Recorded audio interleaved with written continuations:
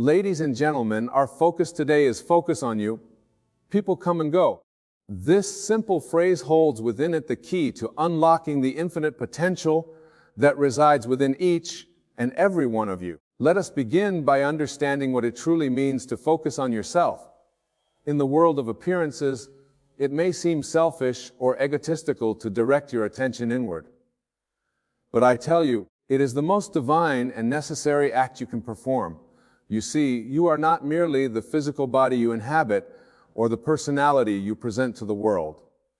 You are, in essence, pure consciousness, the very substance of God Himself. When you focus on yourself, you are not focusing on the limited mortal self that is subject to the whims of the external world. No. You are directing your attention to the infinite immortal self that is one with the creative power of the universe. This self is the I Am, the eternal presence that exists beyond time and space. Now, you may ask, but Wayne, what about the people in our lives? Are we to ignore them? And to this I say, people come and go in the world of Caesar, but in the realm of imagination, you are the author of all relationships. Every person in your life is but a reflection of your own consciousness playing a role in the grand drama of your creation. There's no one to change but self. As you focus on yourself, as you cultivate your imagination and align it with your desires, the world around you, including the people in it, must conform to your new concept of self. It is law. Consider for a moment the story of the prodigal son. He left his father's house, wandering in search of fulfillment in the external world. But it was only when he remembered who he truly was, when he focused on his true identity as the beloved son, that he was able to return home and claim his inheritance. You, my dear friends, are on a similar journey. You have wandered in the world of effects, seeking validation and fulfillment from others. But I tell you, the kingdom is within you. As you turn your attention inward, as you focus on the divine self within, you will find that all you have ever sought is already yours. Now, let us delve deeper into the nature of this focus. When I speak of focusing on yourself, I'm not referring to mere positive thinking or affirmations. I'm speaking of a profound shift in consciousness, a complete reorientation of your entire being towards your desired state. This focus is achieved through the power of imagination. For imagination is not a flight of fancy or idle daydreaming. It is the very substance of reality, the creative power of God in action. When you imagine, you are literally molding the substance of the universe according to your will. As you focus on yourself, you must learn to see yourself as you wish to be, not as you currently appear to be. This is the art of revision, of rewriting your past and present to align with your desired future. For time is merely a concept in the word of Caesar. In the realm of imagination, all is known. Imagine yourself as the person you wish to be. See yourself embodying the qualities you admire, living the life you desire. Feel the joy, the satisfaction, the fulfillment of being this version of yourself. This is not mere visualization. This is the act of entering into the state of the wish fulfilled. As you persist in this state, as you continually focus on this ideal version of yourself, you will find that your external world begins to shift. People and circumstances will rearrange themselves to match your new concept of self. Some may leave your life, while new individuals who resonate with your new state will enter. Remember, people come and go, but you, the operant power, remain constant. You are the unchanging awareness upon which all change takes place. As you focus on yourself, on your true identity as pure consciousness, you become unshackable, unmoved by the comings and goings of the external world. Now, some of you may be thinking, but Wayne, I have tried to focus on myself, to imagine a better life, and yet nothing has changed. To this I sigh. Persistence is key. You must persist in the assumption that you are already the person you wish to be, that you already have what you desire. Consider the biblical story of Joshua and the walls of Jericho. For 6 days, Joshua and his army marched around the city walls, seemingly to no effect. But on the seventh day, as they persisted in their march and sounded their trumpets, the walls came tumbling down. Your desired state, your ideal self, is Jericho. The walls that seem to separate you from it are merely illusions created by your concept of self. As you persist in your new assumption, as you continue to focus on your ideal self, these walls will inevitably crumble. But remember, the feeling is the secret. It is not enough to merely visualize or affirm your desired state. You must feel the naturalness of being in that state. You must embody the emotions, the sensations, the inner conviction of already being the person you wish to be. As you cultivate this feeling, as you make it more and more real to yourself, you will find that the external world has no choice but to conform. For the outer world is nothing more than a shadow, a reflection of your inner state of consciousness. Now, let us address the second part of our topic. People come and go. This statement holds within it a profound truth about the nature of reality and your role as the creator of your experience. In the world of Caesar, relationships appear to be external to us. We believe that people enter and leave our lives based on circumstances beyond our control. But I tell you, this is an illusion. Every person in your life is there because you have called them forth through your consciousness. You are the author of your life story, and every character in it is playing a role that you have assigned. Some are there to challenge you, to push you towards growth. Others are there to support and nurture you. Some may stay for a lifetime, while others may be present for just a moment. But understand this, no one has the power to enter or leave your life without your consent. Your consent may not be conscious in the world of Caesar, but at the level of your true self, your divine imagination, you are always in control. As you focus on yourself, as you shift your concept of self, you will naturally attract people who resonate with your new state. Those who no longer align with your new consciousness may fall away. This is not a loss, but a natural consequence of your growth and evolution. Think of yourself as a radio. As you tune to a new frequency, a new station, you naturally lose reception of the old station. The old station hasn't ceased to exist. You have simply tuned to a different broadcast. Similarly, as you tune your consciousness to a new state, you naturally attract experiences and people that match that frequency. This understanding liberates you from the fear of loss or abandonment. For you realize that you are never truly losing anyone. You are simply shifting your focus, tuning to a new station that better aligns with your desired state of being. Moreover, this knowledge empowers you to consciously create the relationships you desire. Instead of seeking validation or fulfillment from others, you recognize that all relationships are reflections of your relationship with yourself.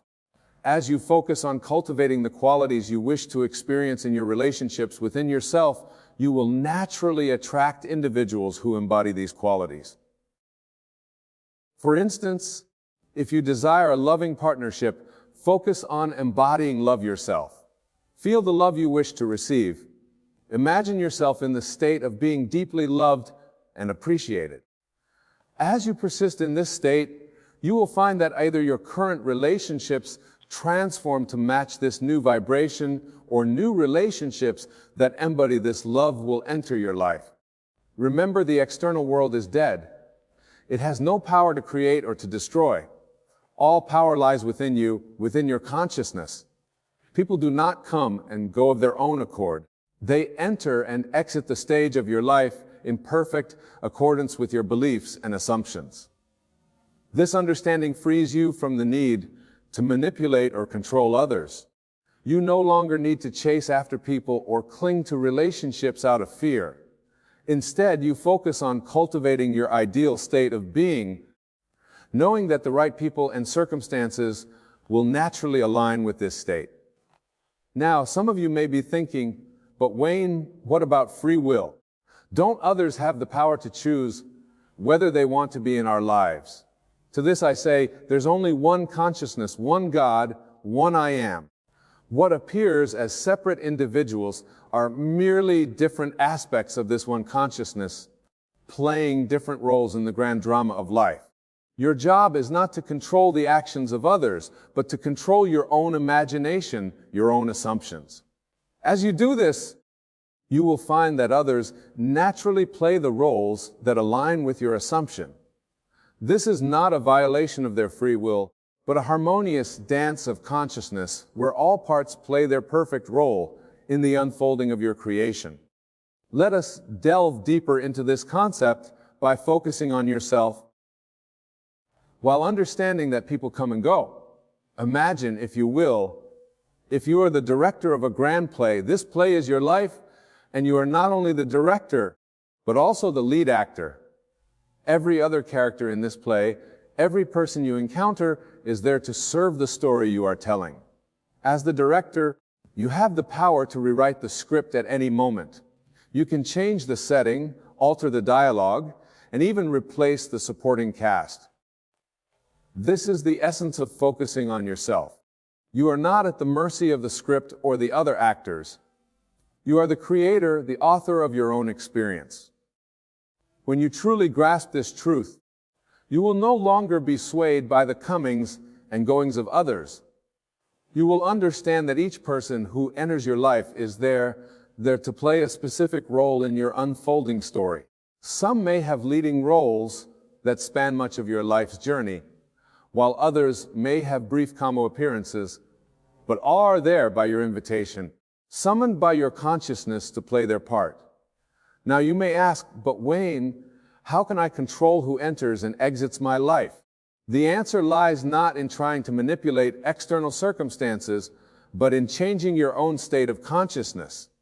As you focus on embodying your desired state of being, you will naturally attract people and circumstances that align with this state. Consider the Bible story of Joseph. When he was sold into slavery by his brothers, he could have focused on resentment and victimhood. Instead, he focused on embodying leadership and wisdom. As a result, he rose to become the second most powerful man in Egypt. And even his brothers who had wronged him came to serve him. Your story illustrates a profound truth. Your external circumstances, including the people in your life, are a reflection of your inner state. As you focus on cultivating the qualities and experiences you desire within yourself, your outer world will rearrange itself to match this inner reality. But remember, this is not about forcing change or trying to control others. It is about aligning yourself with the state of consciousness that naturally attracts your desires. It is about becoming the person who would naturally experience what you wish to experience. Let us take a moment to practice this principle. Close your eyes and imagine yourself as the person you wish to be. See yourself embodying the qualities you admire. Feel the joy, the confidence, the peace that comes with being this version of yourself. Now, from this state, imagine the kind of people who would naturally be in your life. Don't try to force specific individuals into this vision. Simply feel the quality of relationships that would naturally align with this version of you. As you open your eyes, carry this feeling with you. Let it inform your interactions, your decisions, your very way of being in the world. As you persist in this state, you will find that your relationships begin to shift. Some people may fall away, while new individuals who resonate with your new state will enter your life. This is the natural ebb and flow of relationships when you are focused on your own growth and evolution. It is not something to fear or resist, but to embrace as part of your journey of self-realization. Now, let us address a common concern that arises when we speak of focusing on oneself. Some may worry that this approach is selfish or that it neglects the needs of others. But I tell you, there is no greater gift you can give to the world than to fully realize your own divine nature.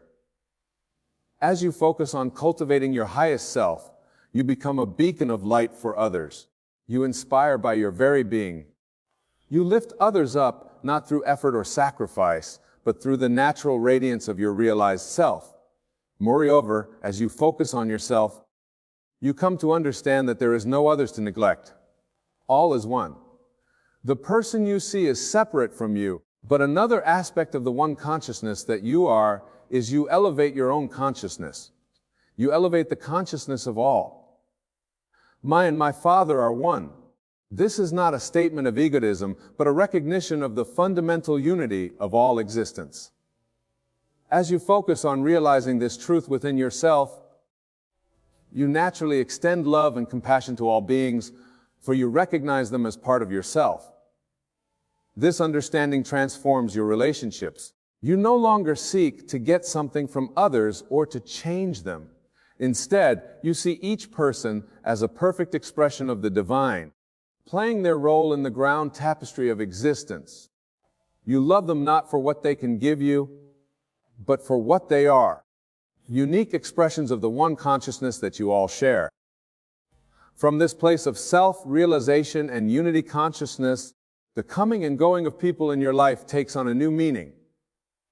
You understand that each encounter, each relationship is a divine appointment, orchestrated by your own consciousness for your growth and evolution. Some people may enter your life to challenge you, to push you towards greater self-awareness. Others may come to support and nurture you on your journey. Some may stay for a lifetime, while others may be present for just a moment. But all are perfect. All are necessary. All are you in different guises. As you focus on yourself, on realizing your true nature as pure consciousness, you become like a mighty oak tree. Your roots grow deep into the soil of being, unshaken by the winds of circumstance. People may come and go like leaves on your branches, but you remain steadfast, ever growing. This state of being is your birthright. It is the truth of who you are. As you align with this truth, as you focus on embodying it in every moment, you will find that your life transforms in ways you may have never imagined possible. But remember, this transformation does not happen overnight. It requires persistence, faith, and above all, the willingness to see yourself as you truly are, not as the limited mortal self, but as the infinite, immortal consciousness that is one with God. In your daily life, practice seeing beyond appearances. When you encounter another person, whether they are playing a positive or challenging role in your life, silently acknowledge the divine within them. See them not as separate from you, but as another aspect of the one consciousness that you are. As you do this, you will find that your relationships take on a new depth and meaning. You will no longer be swayed by the opinions or actions of others, for you will recognize that all is you pushed out. Every person, every circumstance is a reflection of your own consciousness. This understanding gives you tremendous power. If all is you pushed out, then by changing yourself, you change your entire world. This is the essence of focusing on yourself. It is not about ignoring others or becoming self-absorbed. It's about recognizing that the key to transforming your life and your relationships lies within you. As you focus on embodying your higher self, as you align with the truth of your being, you will find that the right people naturally gravitate towards you. Those who resonate with your new vibration will enter your life, while those who no longer align with your energy may fall away. This process is natural and necessary. It is the universe, which is none other than your own expanded self, reorganizing itself to match your new state of consciousness. Trust in this process. Know that everyone who enters or exits your life is doing so in perfect divine timing, serving the highest good of all involved. Now let's explore how this understanding can be applied to specific areas of your life. In your romantic relationships, for instance, instead of seeking the perfect partner outside of yourself, focus on embodying the qualities you desire in a relationship. Feel the love, the joy, the companionship you wish to experience. As you persist in this state, you will find that either your current relationship transforms to match this new vibration, or if you're single, the right partner who embodies these qualities will naturally be drawn into your life. Remember, your outer world must conform to your inner assumptions. It is law in your professional life. Instead of striving to impress others or seeking validation from colleagues or superiors, focus on embodying the qualities of success and excellence within yourself. Feel the satisfaction of doing work you love, of being recognized for your contributions, of achieving your goals. As you persist in this state, you will find that opportunities naturally arise that align with your new self-concept. The right people, mentors, collaborators, clients will be drawn to you, recognizing the unique value you bring. In your friendships, instead of trying to fit in or seeking approval from others, focus on being true to yourself. Embody the qualities of authenticity, loyalty, and genuine connection that you wish to experience in your relationships. As you do this, you will find that your social circle naturally evolves. Those who resonate with your authentic self will be drawn closer, while relationships based on superficial connections may fall away. This is not a loss, but a realignment that allows for deeper, more meaningful connections. In all areas of your life, remember that your focus determines your reality. Where you place your attention, your energy flows by focusing on yourself, not the limited self of the ego, but your true self as pure consciousness. You align with the creative power of the universe. My dear friends, we gather here to explore the profound concept of fixing your vision, a topic that transcends mere physical sight and delves into the very essence of your being and your power to create reality. As we embark on this journey together, I ask you to open your minds and hearts to a truth that may at first seem strange or even impossible. For what I am about to share with you is not based on the limited perceptions of your physical senses, but on the eternal truth of your divine nature. You see, my dear friends, your vision is not merely what you perceive with your eyes. It is not limited to the physical world around you. No, your true vision is far more potent, far more magnificent than that. Your vision is the lens through which you perceive and create your entire reality. It is the source of your experiences, your circumstances, and indeed your very life. Now, you may wonder, Neil, how can this be? How can my vision create my reality? To understand this, we must first grasp a fundamental truth. The world you see around you, the circumstances of your life, are not external to you. They are not separate from you. They are, in fact, projections of your consciousness, manifestations of your inner state. This may seem a bold claim, but I assure you, it is the absolute truth. The great mystical traditions have known this for millennia, and now even modern science is beginning to catch up to this ancient wisdom. Your consciousness, your awareness, is the one and only reality. Everything else, the world, your body, your circumstances, are but shadows cast by the light of your consciousness. So when we speak of fixing your vision, we are not talking about correcting your eyesight or changing what you see in the physical world. We are talking about something far more profound. We are talking about aligning your inner vision, your imagination, with the desires of your heart. We're talking about harnessing the creative power of your consciousness to shape your reality according to your will. Now, I can sense that some of you may be skeptical. You may be thinking, but Wayne, I've tried positive thinking. I've tried visualizing what I want, and yet my life remains unchanged. My dear friends, if this is your experience, it is because you have not truly understood the nature of your vision and how to use it. You see, merely thinking positive thoughts or creating mental pictures is not enough. To truly fix your vision and harness its creative power, you must enter into the state of the wish fulfilled. You must feel the reality of your desire with every fiber of your being. You must live from the end, experiencing the joy, the satisfaction, the fulfillment of your desire as if it were already accomplished. This, my friends, is the secret of manifestation. This is the key to fixing your vision and creating the life you truly desire. It is not about forcing change in the external world. It is about changing your inner state, your consciousness, and allowing the outer world to conform to this new inner reality. Let me give you an example to illustrate this principle. Imagine a man who desires financial abundance. He may spend his days worrying about money, constantly checking his bank balance, feeling the stress and anxiety of lack. This is his vision, a vision of scarcity and want. And so this is the reality he creates and experiences. Now imagine this same man decides to fix his vision. Instead of focusing on lack, he begins to feel the joy and security of financial abundance. He walks through his day feeling prosperous, generous, free from financial. He does not pretend or lie to himself. No, he enters so fully into this state that it becomes his reality and consciousness.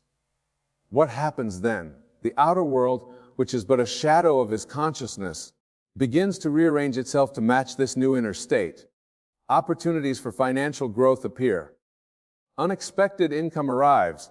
His relationship with money transforms, not because he forced these changes, but because he changed the cause, his inner state, his vision.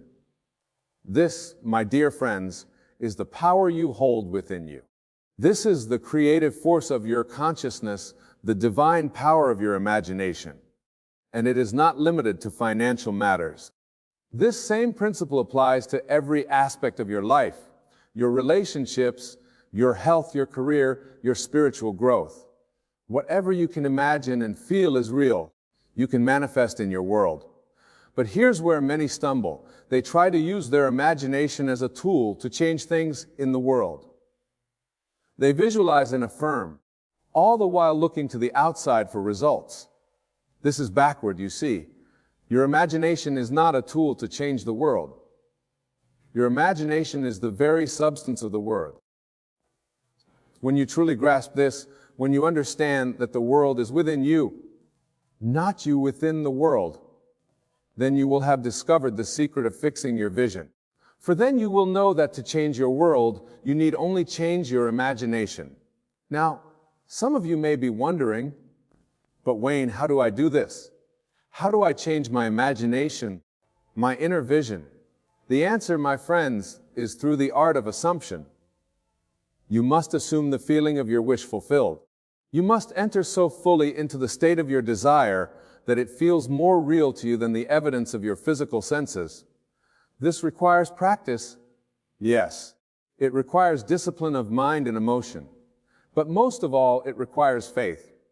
Not blind faith in some external power, but faith in the creative power of your own consciousness.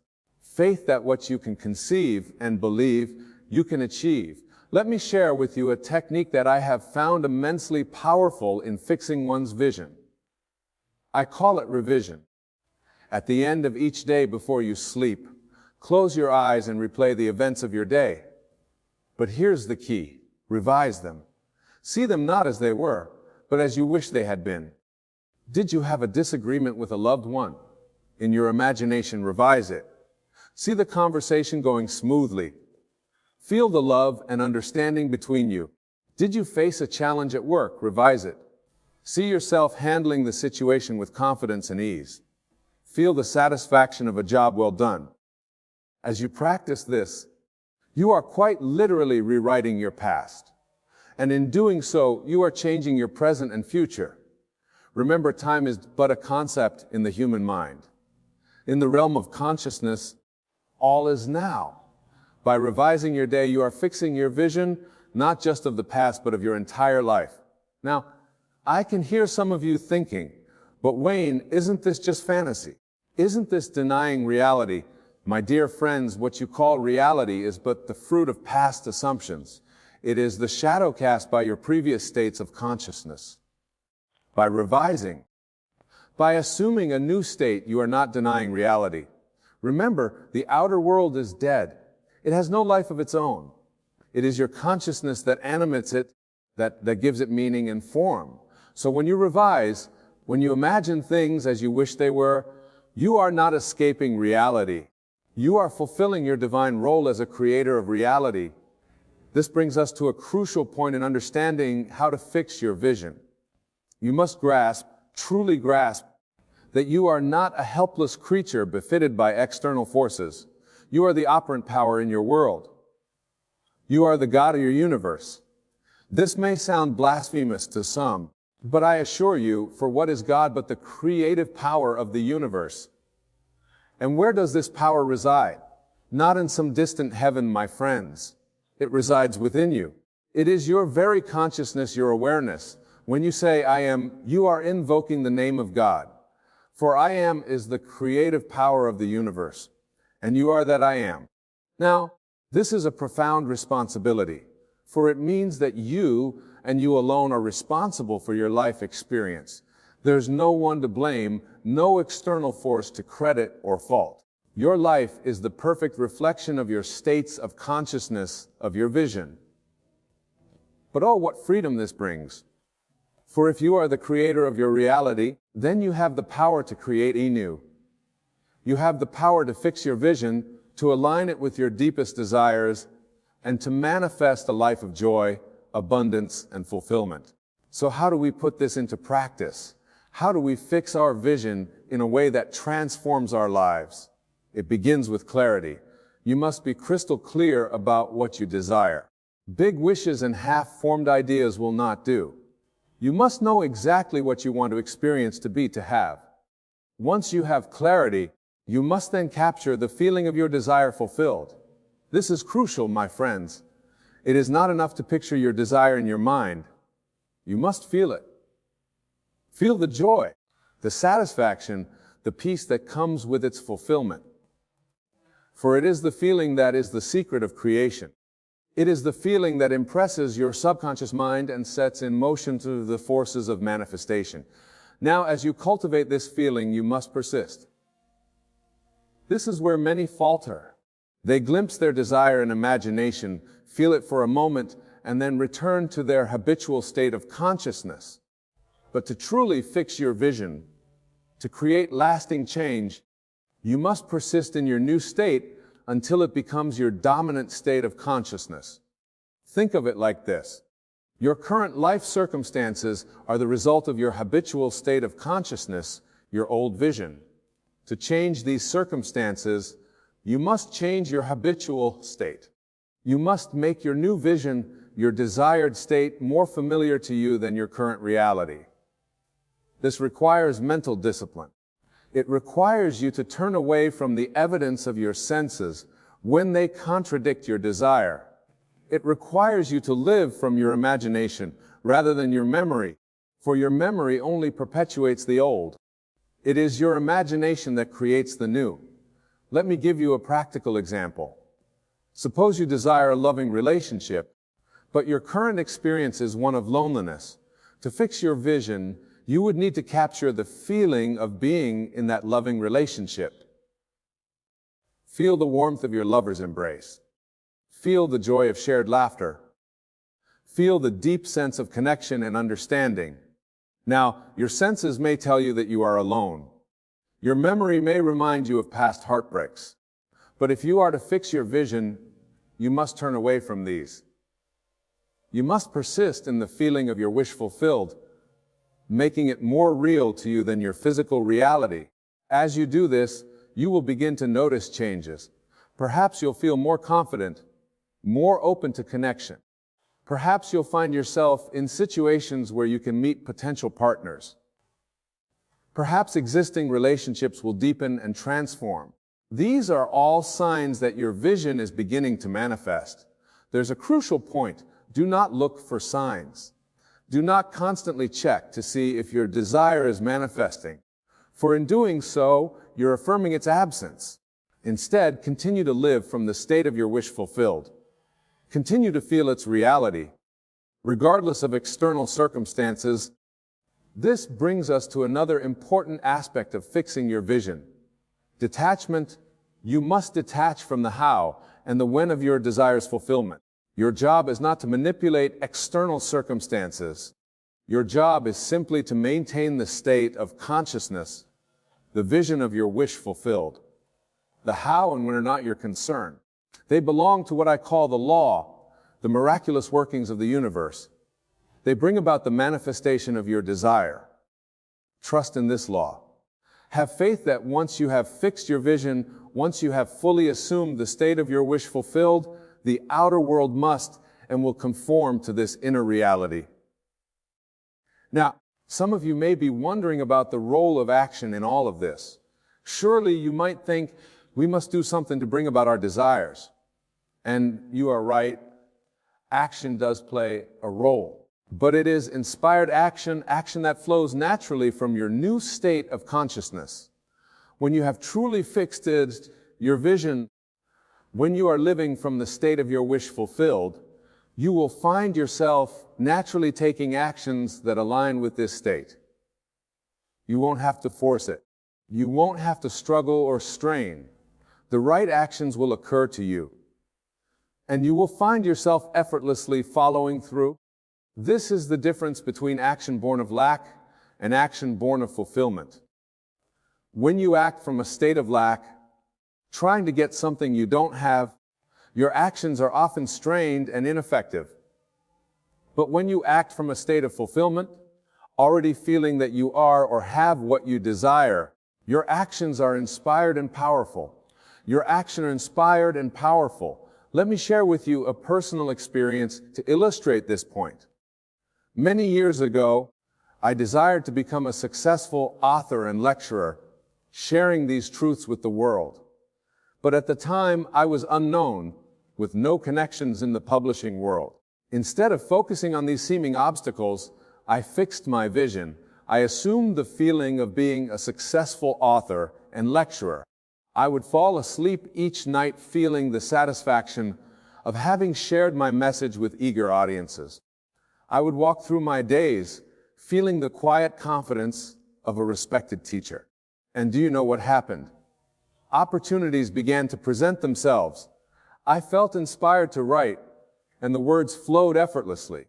I found myself in situations where I could share these ideas with others. Gradually, my outer world aligned with my inner vision.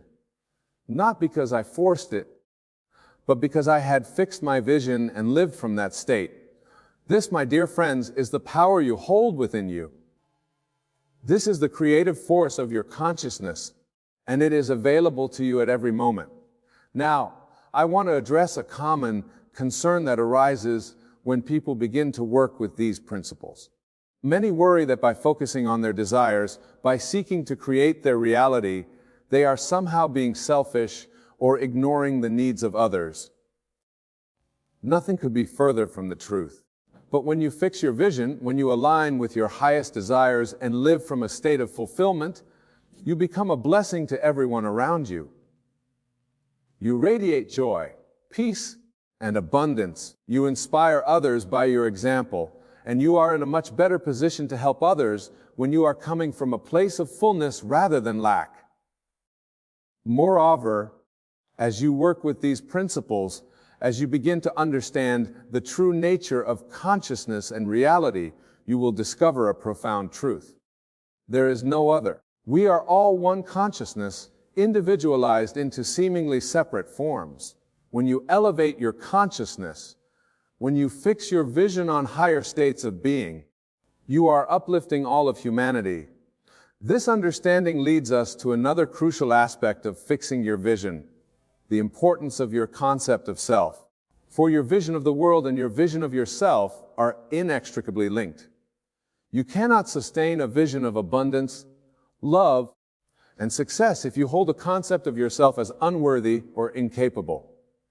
Therefore, as you work on fixing your vision of your outer world, you must also work on your vision of yourself.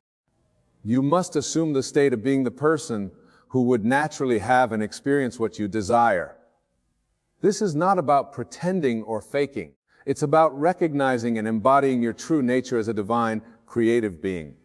For instance, if you desire financial abundance, you must become in consciousness the type of person who naturally experiences financial abundance. How does such a person think? How do they feel? How do they carry themselves? Assume this state, embody it fully, and you will find your outer world reshaping itself to match this new self-concept. This principle applies to every area of your life. Whatever you desire to be, do all have. Assume the state of being the person who already is, does, or has it. Live from that state, think that state. Feel from that state. This is what it means to truly fix your vision. Now, I want to address another common stumbling block that many encounter on this path. Often, when people begin to work with these principles, they become discouraged when they don't see immediate results. They fix their vision for a day or a week, and when their world doesn't instantly transform, they give up, believing it doesn't work. My dear friends, remember this. The seed must be planted before the harvest can be reaped. When you plant a seed in the ground, you don't dig it up every day to check if it's growing. You trust in the unseen processes of nature to bring forth the plant in due season. This is the same with the seeds you plant in your consciousness. When you fix your vision, when you assume a new state of being, you are planting a seed in the fertile soil of your subconscious mind. Trust that it is growing, even when you cannot yet see the results in your outer world. Moreover, understand that time is a concept of the human mind. In the realm of consciousness, where all creation takes place, there is only the eternal now. Your desire is already fulfilled in the realm of consciousness. Your task is to align your awareness with this truth, to live from the state of fulfillment, regardless of what your senses tell you. This brings us to the concept of what I call living in the end. To truly fix your vision, you must learn to live as though your desire were already fulfilled. This means thinking the thoughts, feeling the emotions, and even taking the actions that would naturally flow from the state of having your desire realized. For example, if your vision is of robust health, you would live as though you were already in perfect health.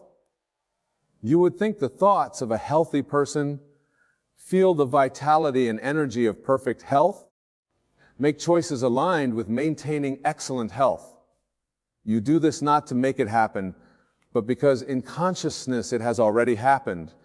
This may seem challenging at first, especially when your current circumstances seem to contradict your desire.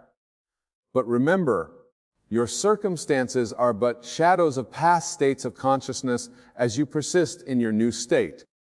As you consistently live from the end, your outer world must and will conform to this new inner.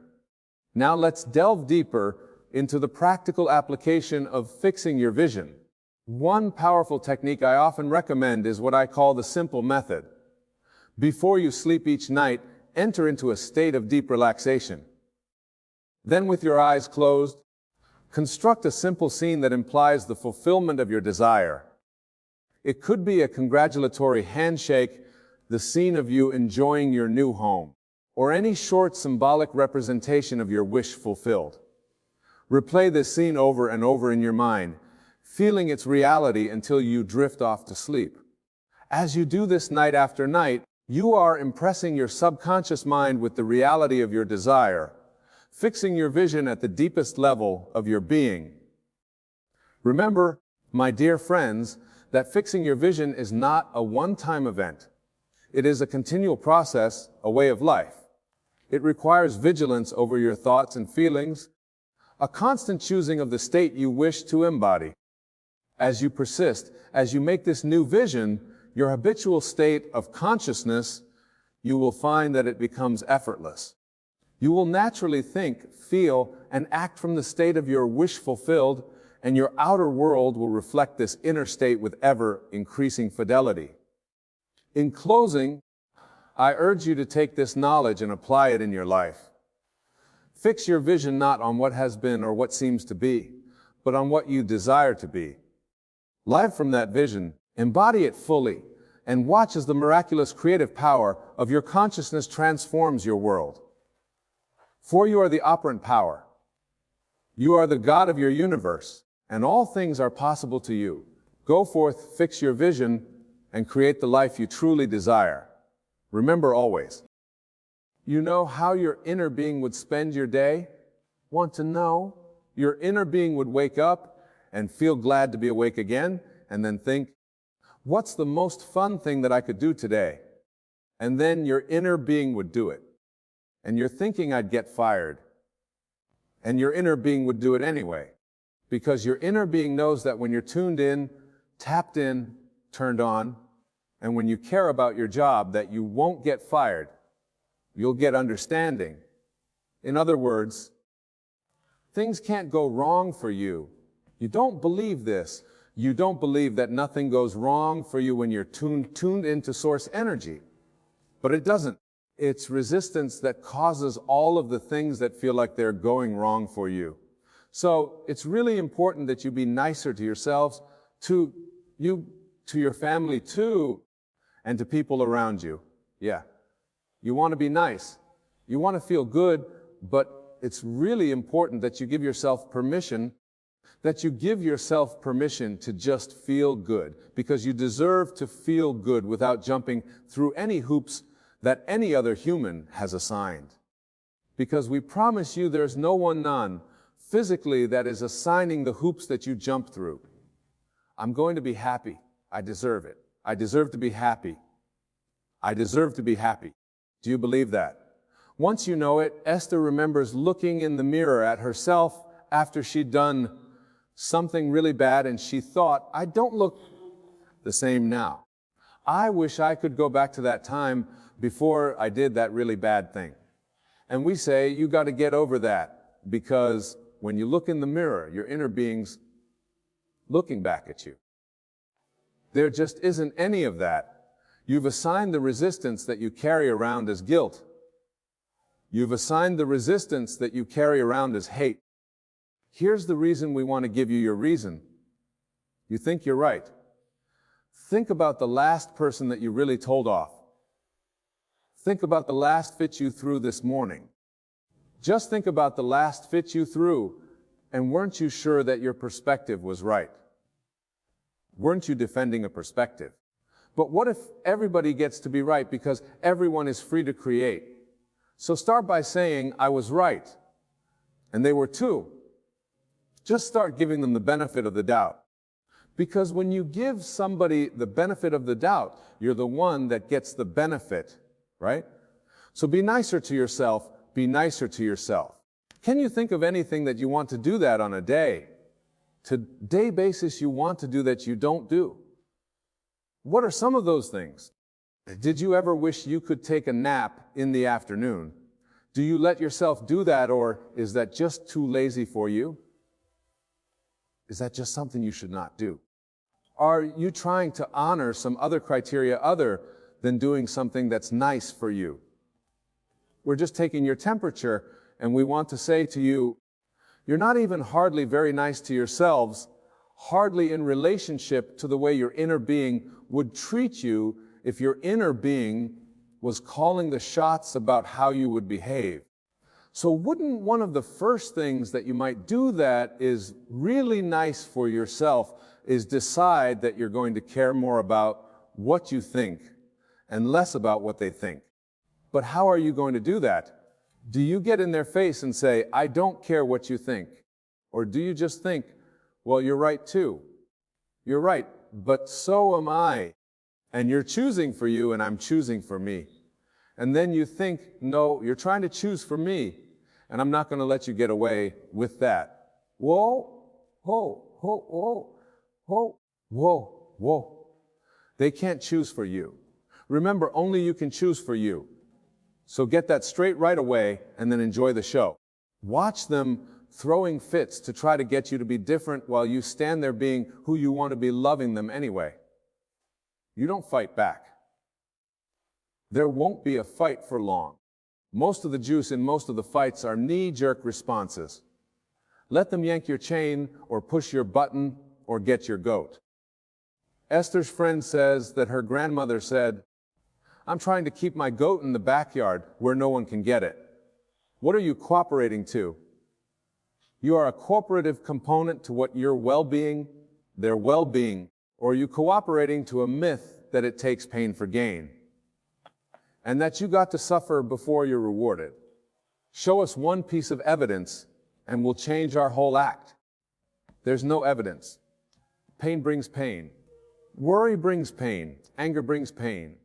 And you know what pain is? Pain is not resonating with who you are. Pain is the tug of war that happens when you don't go with the flow of who you really are. Pain is trying to do what humans say that you should do.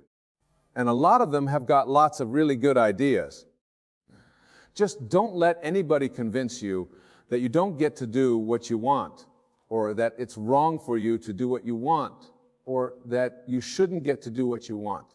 This is worth thinking about. If I could do anything that I wanted to do, since I can do anything that I want to do, since I've already told through rockets of desire, my vortex, what those things are, and my inner being knows what they are, and has already queued them all up, then what could I do now that let a little more of it in? That's the question. How could I let a little more of what's already there in? So we're just going to ask you, do you believe that it's there in a vibrational form? Do you believe it? Like the seed in the ground that you can't see that will be a plant. So it's there. Do you believe that you have access to it? If you play your vibration, right? Do you believe that you can let it in or not let it in? And do you believe that you get to decide how long it is that you don't let it in or that you let it in? Do you believe that you get to decide how much you let in? And do you believe that what other people think about you has a lot to do with why you let what you let in? If we were standing in your physical shoes, we would say to everyone who is willing to listen to us, starting with children and anybody else close up, the bossy ones, especially, I have a new plan for my life. And they'll say, what is it? What is it? Was it? Or they'll say, what is it? What is it? You'll know right away whose side they're on. And you say, I've decided that I'm going to do more things that feel good to me. What do you mean good to you? More things that feel fun and interesting to me. And then say, don't worry. There's a whole lot about you that are fun and interesting to me. I'm not trying to cut you out of anything. I'm just going to reorient myself just for a little while and look for things that feel good to me. Because I heard somewhere that if I can do that just for a little while, it doesn't happen instantly. If I can do that for 3 days, if I can do that for 3 days, if I can put myself first, don't say that to them, they won't like that. If I can choose things that feel better to me for 3 days, that then I'll be stronger, I'll be sure, I'll be luckier, I'll have better timing, I'll see more wonderful things, I'll understand what you mean more clearly, the world will look better, the world will feel better, the world will be better. I'm going to give it 3 days. I'm going to put myself first for 3 days. What does that mean? First me, not you.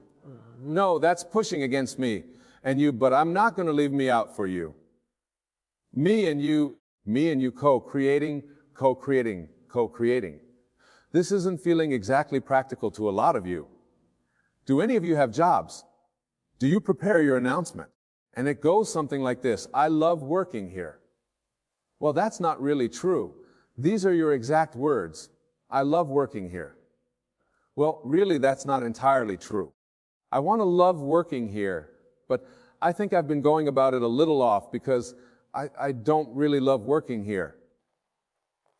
And you know how I know every morning when I wake up, I don't want to come here, I don't want to do this, but I make myself come anyway and I can't explain why. Oh yeah, money. I come for the money. I come for practical reasons, but I don't want to orient myself for practical reasons so much anymore.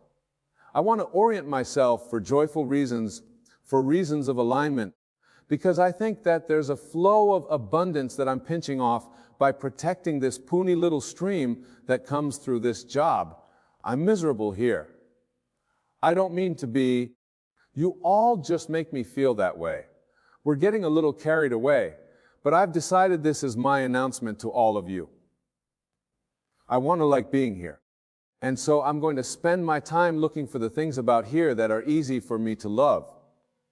Not going to make anything up. I don't like that. And I don't like that. And I don't like that, but that's not what I'm going to be focused on. I'm going to be focused upon what's here that I do like, I like that it's an existing business and that it makes things happen. I like that there's revenue flowing and that I get to be part of it. I like that there are other people here, and I like that we are different in who we are. And I like the collective whole that we possibly can be. And I like the part that I could play, not so much the part I am playing, but I like the potential of the part that I could play. I'm looking forward to this shift that's taking place in me. And I think I found the formula.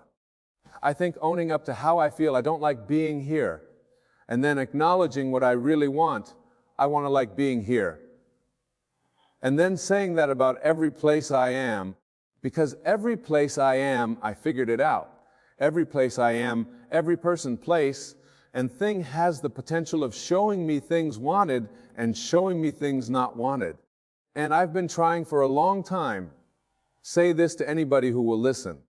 I've been trying so hard to get everything lined up so that people would behave the way I needed them to behave so that I could feel good. And it's not working. It's not even working a little bit. So I've decided to go about this in another way. I've decided to look for things that are already good, and I believe that will spread into more and more and more and more and more things. And so, friends at my workplace, I'm so glad that you've listened to me one by one or all in the room, where I caught you all at the break room at the same time, or any of you that are listening at all. I'm glad that you've heard me say this because this is my proclamation to myself. I'm going to be happy. Damn it, I'm going to be happy. I deserve it. I deserve to be happy. I deserve to be happy. I deserve to feel good. I want more time off. I want to be paid more for what I do. I want more ideas to flow into my mind. I want to be respected for the ideas that flow. I want to collaborate on a more firm footing with all of you. I want to be the one that brings the best out of you. I want to be in the room when you think of something that you've never thought of before. I want to be the catalyst. I want to be the good feeling reason you are having ideas that you've never had before. I want to be the one that when you think of me, you feel good when you think of me, because I feel good when I think of you. I want to be the one that makes lists of your positive aspects so much so that when I walk into a room with my marbles, and you walk into a room with your marbles, because I've practiced my good feeling marbles about you, you feel good about you when I'm anywhere near you, because that's the way the law of attraction works. I'm not trying to fix the whole world, just my world, just the world that's around me. And right now it's you guys. So watch out, because I'm going to be happy whether you like it or not. And then tell your family, tell your kids, tell your mates, tell your friends, tell anybody that'll listen what you're doing. Looking for something to feel good about here. Yeah, I'm good at it. I can find it anywhere. That's how I'm wired. And the more I look, the more I find, the more I find, the more of law of attraction puts me in places where there's a higher and higher and higher percentage of things that I want to see everywhere I go. And a lot of the world looks at me and says, why are you the lucky one? Because I got honestly selfish. We've enjoyed this interaction, this living edge conversation, this newfound empowerment. We're appreciating everything that you are. And we're so eager about what's coming next for you. What is in your realization of it? What is in your realization of it? There's great love here for you. For now, we are complete.